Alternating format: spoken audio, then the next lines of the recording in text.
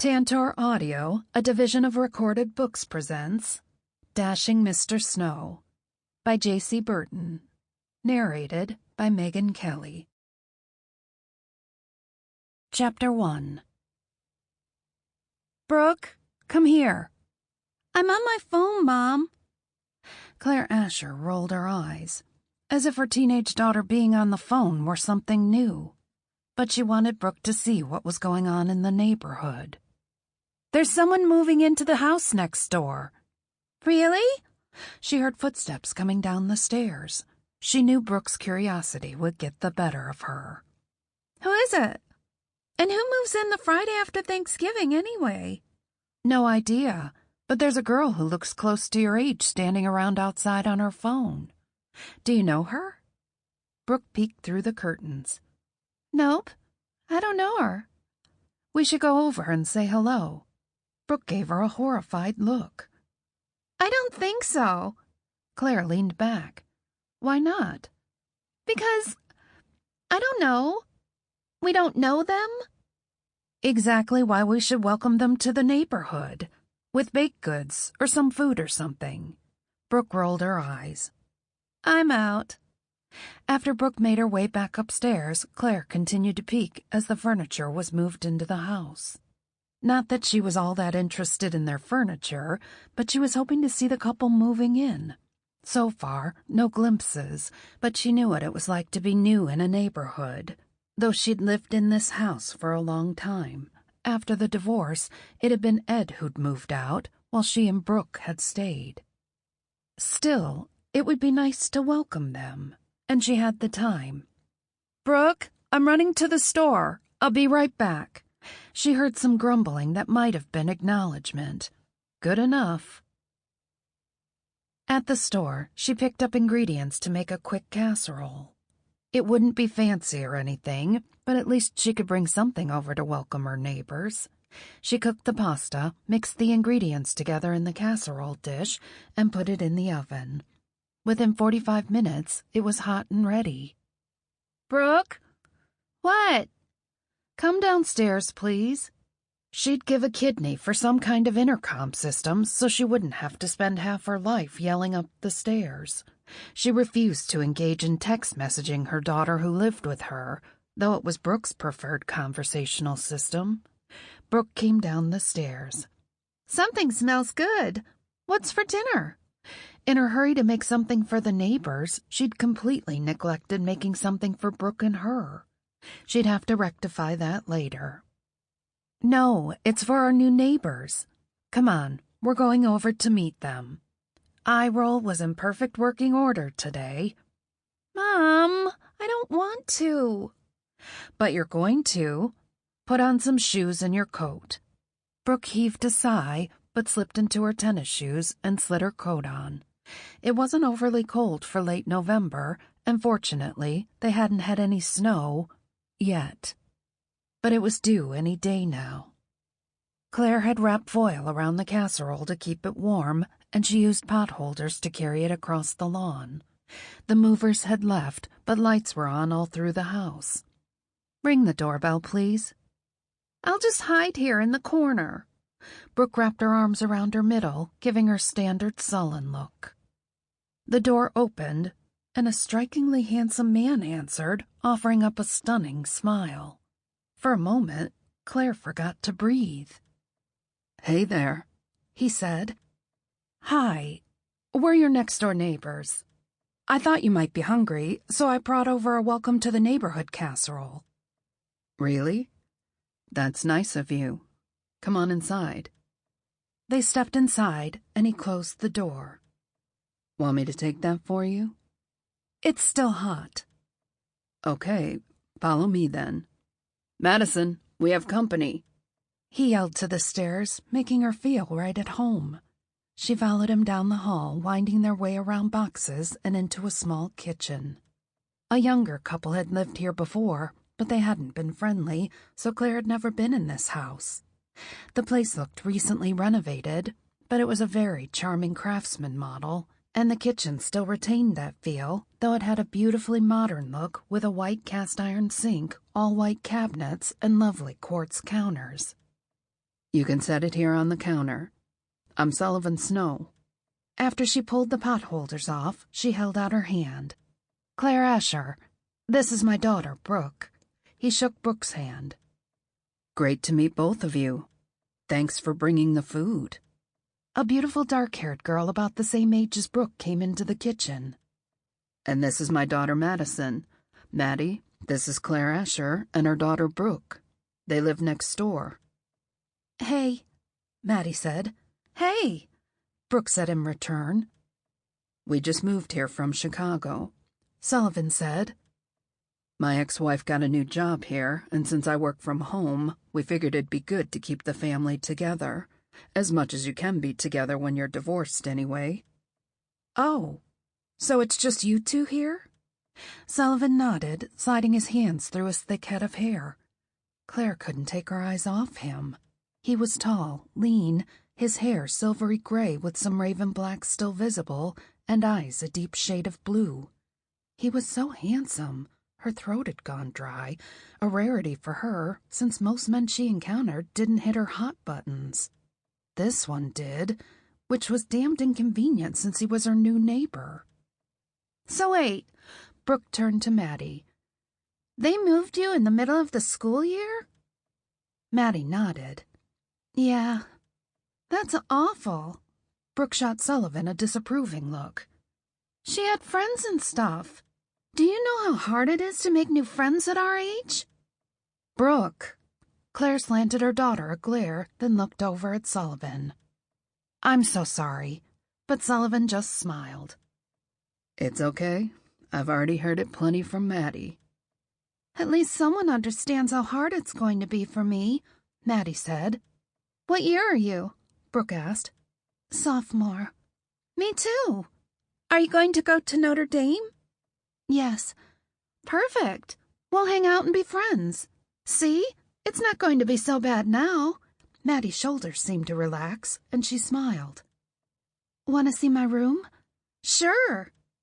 The two girls left the kitchen, but not before Brooke gave Sullivan a parting glare. Claire sighed. "I am so sorry about that. I don't know what to say other than she's 16 and loaded with attitude. Maybe twice a week she's nice." Sullivan laughed. "Don't worry about it. Madison's exactly the same. She's been mad at me for 3 months now since I told her we were going to be moving here. But it's better for us to all be close." Claire leaned against the kitchen counter. "It is really nice of you to follow your ex-wife here. Not many men I know would do that." "It's not a hardship for me. I write graphic novels, so I work from the house." "Graphic novels? Like comic books?" "Sort of. Longer stories with continuing arcs." "I've never known anyone who did something like that. It must be fascinating work." "Thanks. It is. And I can do my work anywhere. My ex is an international finance executive, and she already travels a lot. She had an opportunity for a new job, but I didn't want Maddie to lose the opportunity to spend time with her mother, so we decided to make the move. Maddie will be pissed for a while, but she'll make friends, and in 2 years she's off to college anyway." "A good decision." "I thought so." He glanced over at the casserole. "And this smells great. Would you like to join us for dinner? Invite your husband to join us?" "No husband. I'm divorced, so it's just Brooke and me. And no, that's for you and your daughter." "I see. Still, you made the casserole, and we can all get to know each other if you eat with us. I already unpacked the paper plates. The real dishes are in here somewhere. I'm sure I'll find those by tomorrow." She laughed, then realized if he was new in town, he probably didn't know anyone here. She should stay and make him feel welcome. Which had nothing to do with his amazing forearms, or his extremely awesome ass, which she, for some reason, couldn't take her eyes off of. "Then we'd love to. It'll give the girls some more bonding time, which is important for Madison." "Great." He got out the plates and cups, pulled iced tea out of the refrigerator, and then went upstairs, and the girls came downstairs with him. Claire was amused that both girls were chatting incessantly with each other as if they'd been best friends for years. Obviously, they not only had a lot in common, but started a friendship that Claire hoped lasted once school started up again after the Thanksgiving holiday. Sullivan served up the casserole in the dining room on placemats and on paper plates. They ate with silverware since he'd already unpacked it. "This is really good," he said. "I had planned on driving around to find all the awesome fast food places." "I can tell you where those are," Brooke said. "You can just tell me, since he'll probably make me fetch dinner anyway," Madison said. "Oh, like you'd find driving a hardship." Sullivan gave her a teasing grin. Madison shrugged, then her lips lifted. Claire enjoyed the easy interplay between Sullivan and his daughter. You could tell a lot about a guy from the way he treated his children, and Sullivan seemed to have a good relationship with his. A plus in her book. Not that she was searching for someone to date or anything, because she wasn't.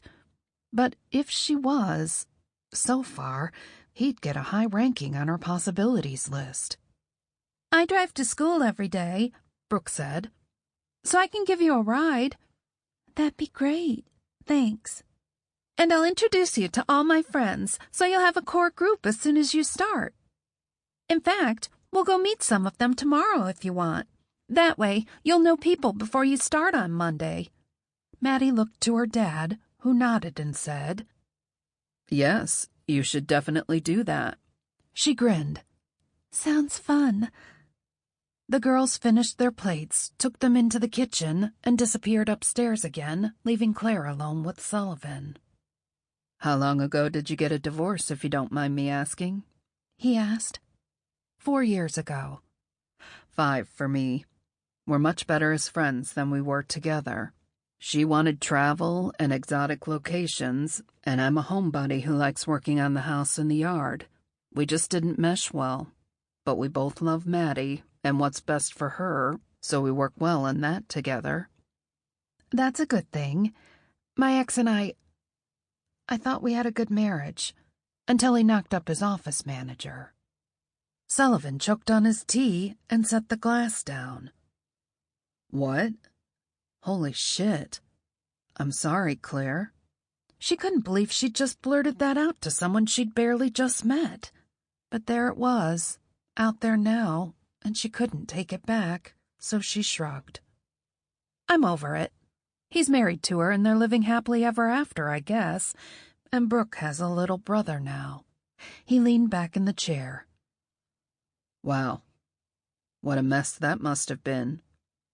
"It was ugly for a while. Now we're at least civil with each other." "Still. Painful. What kind of asshole does that?" She appreciated the sentiment. At least he understood. Thanks for that. He refilled their glasses and sat down again. "What do you do for work, Claire?" "I own a yoga studio." That was probably helpful around the time of the divorce. Her lips curved. "Yes, I needed the stress relief, though vodka was extremely helpful too." He laughed. "I'm sure it was. The one thing I learned after my divorce was that you can't go back and change the past. You can only move forward and design your future the way you want it to be.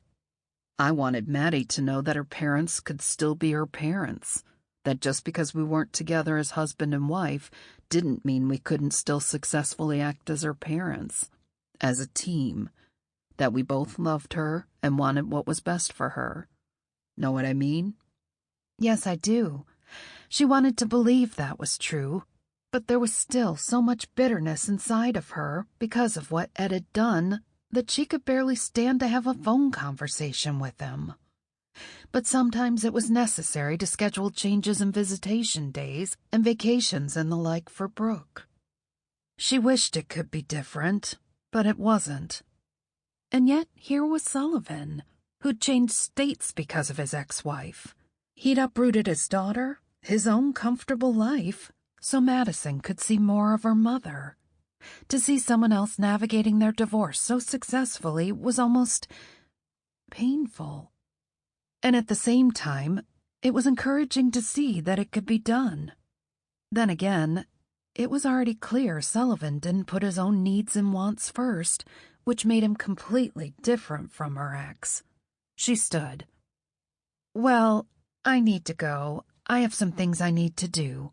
He stood too and followed her into the kitchen, stopping next to her, making her aware of how tall he was. And he smelled good.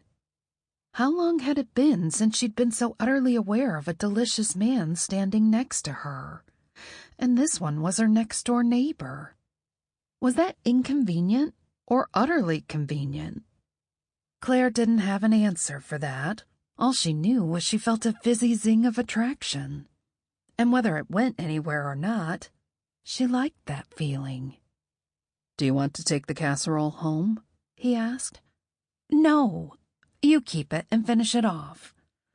"Okay. I'll bring the dish back to you." "Sure." He walked her to the door and helped her with her coat. When she turned, she saw him looking at her. Not a disinterested looking, but a definite, "Hey, I see you, and I like what I see." It was good to know that her zings and tingles weren't all one-sided. "You sure you don't want to stay for a cocktail?" he asked. Oh, she definitely wanted to stay to get to know him better, to ask him about 100 probing questions, which was a really bad idea because dating wasn't on her agenda right now. Dating her next-door neighbor? Probably a terrible idea. "No, I can't, but thanks for the invite." He nodded, and she couldn't help but feel those subtle tingles of awareness when he smiled. God, the man had a devastating smile. "Sure. I'll walk Brooke over later. What time do you want her home?" "Is 10:30 okay?" "Fine with me. Thanks again for coming over. It was great meeting you, Claire." "You too, Sullivan." She smiled at him, then turned and walked out. When she got back to the house, she closed the door and leaned against it. What a fine-looking man who seemed to have all his shit together. So why didn't she? Chapter 2.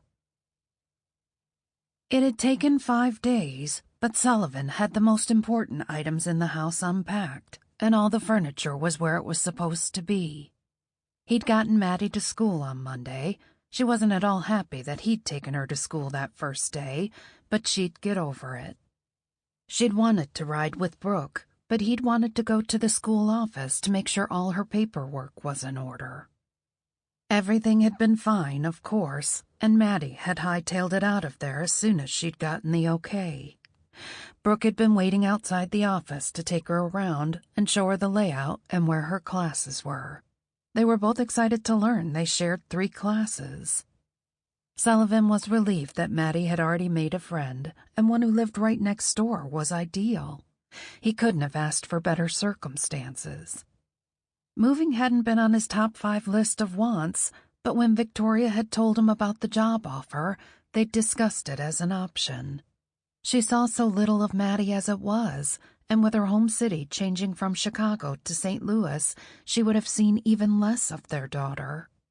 He'd known right away they'd have to move. It wasn't the first time they'd changed locations because of Victoria's work, so no big deal to Sullivan. But he told Victoria this would be the last time, and once Maddie went to college, he wouldn't have to move again. Maybe at some point he'd put down permanent stakes someplace, this time a place of his own choosing. That would be a first. He hadn't minded doing those moves with Victoria. He'd always encouraged her career, and frankly, with his job, he could work anywhere. But as Maddie had gotten older, those moves had gotten harder on her until finally they'd stayed put in Chicago for the past 6 years. That had helped. And he could have said no to this move, but Maddie needed her mom right now. Teen girls were hard enough to raise with 2 parents, let alone one who did a ton of traveling. Plus, St. Louis was a good city with plenty to do, and he'd heard great things about the high school. Maddie would be in good hands. Now that he'd gotten the house in order, and he'd already worked ahead on some of his deadlines. He had time to get out the Christmas decorations and start putting some holiday cheer on the house. That would help Maddie begin to feel like this place was home. He got the box with the lights and carried it outside. Since today was decent enough, weather-wise, he figured he'd start there before more snow or rain came in. He'd always liked colorful lights. He knew people mostly put up white lights or a singular color these days, but he preferred the multicolored ones. They reminded him of his childhood, of stringing lights on the house with his dad, and then again with Maddie when she was little. She'd always had so much fun with it. These were good memories. He put on his coat and got the ladder out of the garage, then grabbed the clips and the lights and went to work. It only took about 2 hours to string the lights around the house. All that was left was climbing up on the roof to put the lights on the ridge. That part would take a little more time. Fortunately, the roof was dry, so he didn't have to worry about slipping, and the job went smoothly as he stapled the lights to the ridgeline. "What the hell are you doing up there?" He frowned, then looked down to see Claire staring up at him. "Oh, hey, Claire. I'm putting Christmas lights up." "Are you insane? You could fall." He laughed. "I've done this before. The roof's dry, so it's all good." She rolled her eyes. "Do you have to put so many lights on the house?" Weird question. "There aren't that many, just to outline the house. Hey, while you're down there, do me a favor." "What?" "Flip the switch on the extension just outside the door. I want to make sure everything lights up before I come down." He could hear her huffing sigh as she walked across the lawn between the two houses. But in short order, the lights went on, and he scanned the ridgeline. All the lights were on, fortunately, so he climbed down and met her on the sidewalk just beneath his porch. She looked pretty, with her cheeks pink from the cold, her coat pulled tight around her. She wore leggings and tennis shoes that showed off her amazing calves and incredible ankles. He kind of had a thing for ankles. "Just getting off work?" he asked. "Yes." "So, what do you think?" She frowned. "About what?" He motioned with his hand toward the guttering where the lights were popping. "The lights." She gave the house careful scrutiny. "Like Christmas threw up all over your house." He laughed at the grumpy look on her face. "Great. That's exactly what I was going for. Can I help you get your lights up?" The look on her face was one of horror. Oh, God, no. Now he got the message. "Not into Christmas?" Not in the least. He'd never known anyone who wasn't into the holidays in some form or another, so this was a first. "Can I ask why?" "No, you may not." "Okay, then. Maybe if you put up a few decorations, it might help nudge you into the holiday spirit." "No holiday decoration is going to nudge me into the holiday spirit. I just don't like Christmas." He knew when a topic was closed, and at least for today, this one was. "That's fine. Feel like a cup of coffee?" "No thanks. I've got things to do." And that message he got damn clearly. "All right. Thanks for your help." "You're welcome." She started to walk away, then stopped. "You're not going to—" She waved her hands around wildly, then said, "Christmas this place all over, are you?" He planned on doing exactly that, but he didn't want to get off on the wrong foot with his new neighbor and the mom of Maddie's new friend, so he gave her an innocent look. "Of course not." She nodded. "Good. See you later, Sullivan." "Bye, Claire." He watched her walk away, wondering what it was about the holiday season that made her so upset. He'd just have to get to know her better, and then maybe she'd tell him. Okay, so Claire hadn't exactly gotten off on the friendliest foot with her new neighbor Sullivan. Her reaction to the Christmas lights, so many Christmas lights, hadn't been showcasing her best self. She'd have to apologize later and explain. Explain what, though, exactly? That her ex-husband made her hate Christmas? Yeah, that would go over well. She'd already blurted enough information about her ex.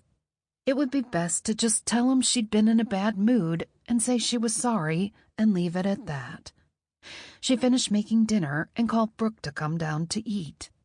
They dove into the chicken stir-fry, and Brooke told her about her day while Claire shared hers. It was mostly the only time of day when she could engage in conversation with her daughter, since phones weren't allowed at the table.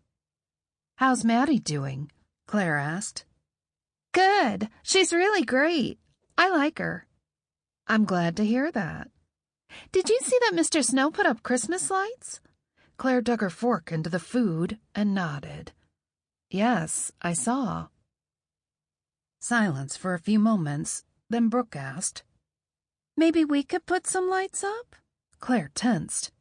"We have a tree. We put lights on it. That's enough." "If that tiny thing on a table is what you want to call a tree. Plus, there's nothing outside. Not even a wreath.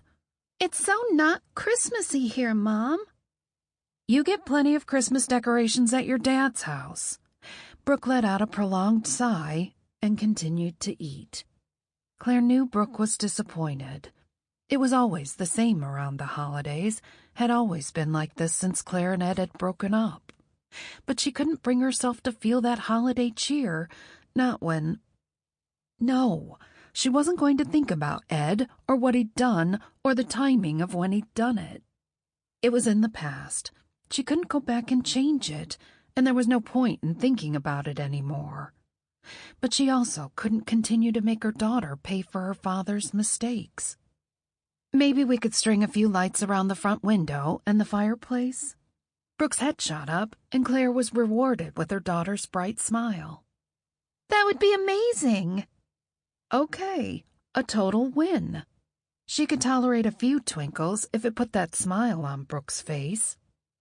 But she sure as hell wasn't going to pretend that the holidays were anything but a dismal reminder of how her marriage had blown up in her face right when she'd been preparing for a fun and happy Christmas.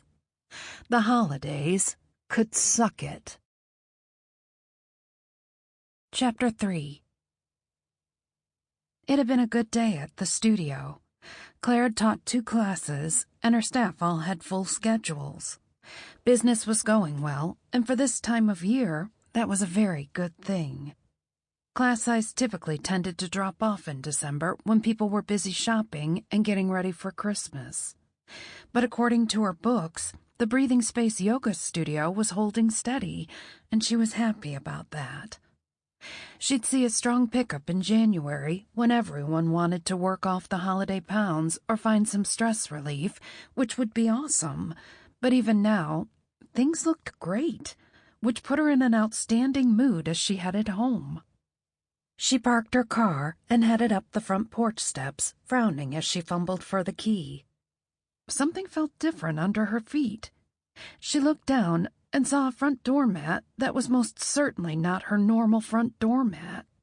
She stepped off and stared down at it, unable to read it in the darkness. But she sure as hell saw freaking reindeers on it. What the hell? She pushed the door open and flipped the porch light on so she could see better.